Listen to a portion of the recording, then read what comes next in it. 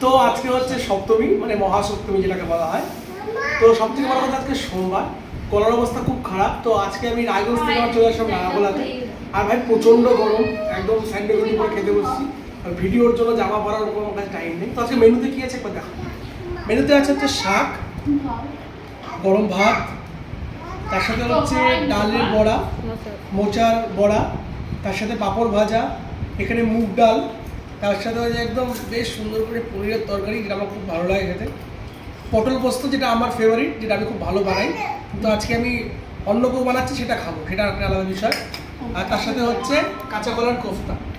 তো অ্যাকচুয়ালি সোমবার আমি ভেজ খাই, আর ভেজ খাওয়ার জন্য আমাকে এই সমস্ত খেতে হচ্ছে।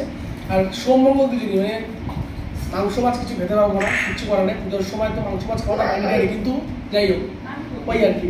তো ওখানে মিষ্টি রেডি হচ্ছে, তো ওদেরকে দেখানো যাবে না, মানে অভিজিৎ বলছে না দেখানো যাবে না।